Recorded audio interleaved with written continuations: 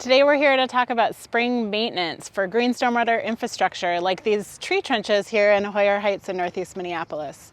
We're going to talk about different tips, things that you can look for and things that you can do to make sure that your rain gardens or tree trenches or native plantings come up healthy and function properly through the growing season. So when we're doing maintenance on a stormwater practice like this tree trench, we want to look at it and think about how it's supposed to work. So remember that in this tree trench, we want the water to flow in off of the street through these inlets and then go into the tree trench and actually soak into the ground where the water can be taken up by plants and trees. So looking at these inlets, I see on this one it's pretty clogged up with leaves. So I'm going to definitely want to remove those so that water can flow in. And then I'm going to go up to my other inlet right here, and this is actually a sediment trap right here. And so we can actually see that the sediment trap is doing its job. It's actually collected quite a bit of sediment over the winter. And so I want to spend some time cleaning that out because we want to make sure that water can flow through there and get into the tree trench. So I'm starting this with a broom and a dustpan, but I'm noticing that some of the sediment in here is really compacted after the winter, and so I'm going to use some other tools as well to help me clear this out.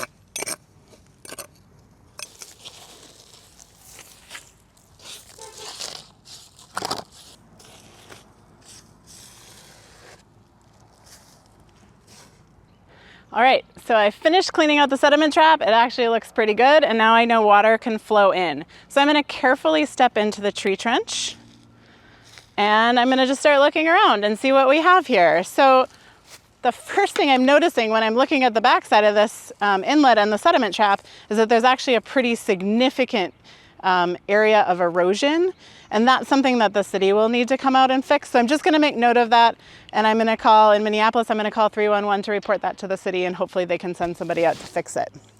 Then I'm going to just look around and see what's happening in the rest of my garden here, and I see some trash that's accumulated over the winter, so I'm just going to pick that up, put it in my trash bin here, and here's some more. All right. And I also see, while I'm picking up the trash, I also see that there's an area here where the mulch is pushed to the side. And so we just want the mulch to kind of cover all of this evenly. So I'm just going to re-spread the mulch. And I see that there's leaves in here too from last fall. The amount of leaves that are in here are just fine, so I'm just going to leave them. But if you have a rain garden or a tree trench that's accumulated a lot of leaves and it's actually really thick, then we would suggest removing some of those just to make sure that they're not preventing plants from coming up. So speaking of plants, I see that the plants are coming up in all different ways. We've got some really early ones here that are already green and coming up, and then there's a lot of dead plant matter from last fall. And so I'm just going to start paying attention because this is a new planting and I really want to become familiar with what's growing in here.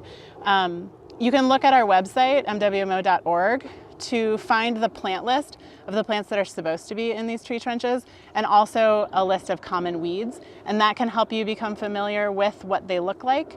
We don't want you to pull anything that you're not confident is a weed. So just spend time in these first few seasons observing and becoming familiar with the plants that are supposed to be in here. There are things though that I'm gonna see. There might be some lawn grass that I see coming in along the edges that's kind of jumped over from the lawn on the other side of the sidewalk. That can go ahead and get pulled out. Dandelions or anything else that you are absolutely confident is a weed, you can go ahead and pull. But otherwise, just spend some time looking at the resources and becoming familiar with the plants so that you know what to pull and what to leave. And if you're not sure, it's okay to let it grow a little bit so that you can make sure that you're really identifying something correctly.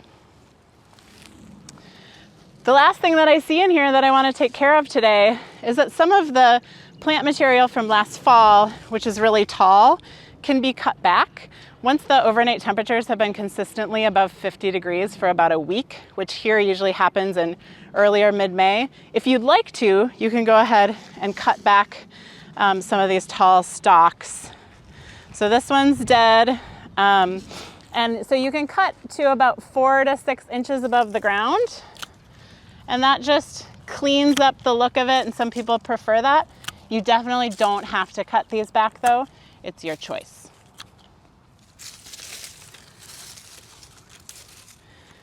So that's the kind of stuff that I see in here today. This is really good maintenance to perform in the spring.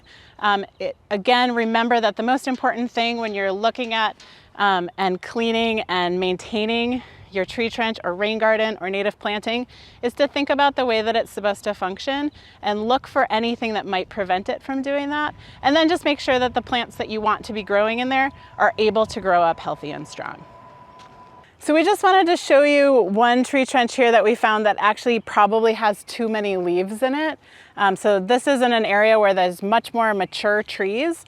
So this would be an example of a time that you might just want to take out some of the leaf litter in here just to make sure that there's enough space for the plants underneath here to come up.